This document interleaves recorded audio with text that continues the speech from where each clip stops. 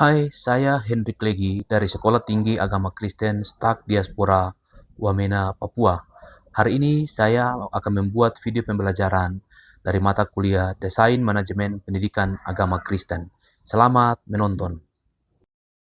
Shalom semuanya, saya Henrik Legi, dosen pengampu mata kuliah Manajemen Pendidikan Kristen. Mari kita jadikan kelas ini tempat yang interaktif, penuh diskusi, dan saling membangun.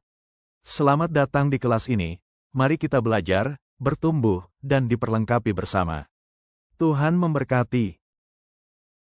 Capaian pembelajaran pada pertemuan ini adalah agar Anda mampu menganalisis perkembangan kurikulum pendidikan Kristen dari masa ke masa serta memahami dampaknya terhadap praktik pendidikan Kristen saat ini.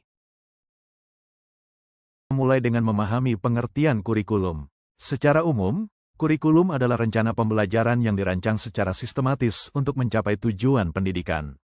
Dalam konteks Kristen, kurikulum haruslah berpusat pada Kristus. Tujuannya bukan sekadar transfer pengetahuan, tetapi juga transformasi hidup dan pembentukan karakter Kristiani yang sejati. Kurikulum Kristen memiliki 3 fungsi utama. Pertama, fungsi instruksional, yaitu pengajaran doktrin dan iman. Kedua, fungsi formasional, yang membentuk spiritualitas. Dan ketiga, fungsi transformasional, yang mengarahkan peserta didik pada pembaruan hidup sesuai nilai-nilai kerajaan Allah. Perkembangan kurikulum PAK di Indonesia dari waktu ke waktu. 1. Gereja mula-mula. 2. Abad pertengahan. 3. Era reformasi. 4. Era modern. Perjalanan sejarah kurikulum ini memberikan dampak yang besar.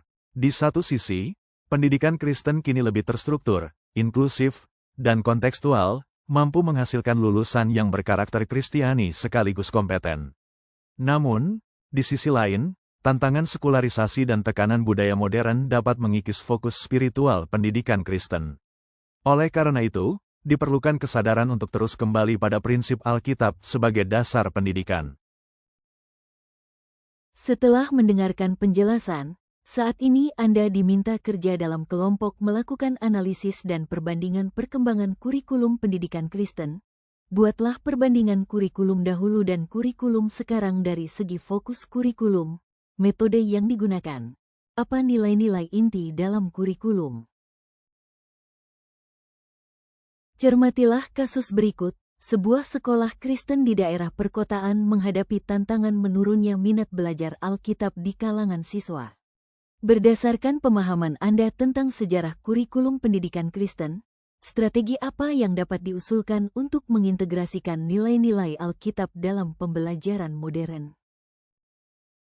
Setelah Anda melakukan analisis, Anda diminta memberikan tanggapan menurut kelompok Anda, apa implikasi terhadap desain kurikulum pendidikan Kristen masa kini. Setelah Anda melakukan analisis, hasil analisis yang telah Anda kerjakan dengan kelompok, Anda tuangkan dalam aplikasi Mentimeter dengan cara klik link yang telah disediakan. Selamat mengerjakan. Penilaian dilakukan berdasarkan 5 kriteria utama, yaitu pemahaman, analisis, evaluasi, keterlibatan diskusi, dan kualitas produk akhir.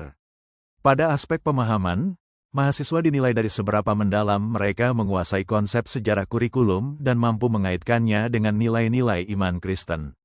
Skor tertinggi, 4, diberikan kepada mahasiswa yang menunjukkan pemahaman mendalam. Sementara skor terendah, 1, menunjukkan bahwa mahasiswa tidak memahami konsep dasar. Dalam aspek analisis, penilaian diarahkan pada kemampuan mahasiswa mengaitkan konteks sejarah dengan kondisi pendidikan masa kini secara kritis. Skor tinggi diberikan jika mahasiswa mampu menyajikan analisis mendalam yang kontekstual dan argumentatif. Semoga instruksi saya ini cukup jelas dan dapat membantu Anda dalam mengerjakan tugas kelompok. Selamat mengerjakan, semoga hari Anda menyenangkan. Saya sangat senang boleh dapat membersamai Anda dalam kelas Desain Manajemen Pendidikan Kristen. Sampai jumpa dalam presentasi.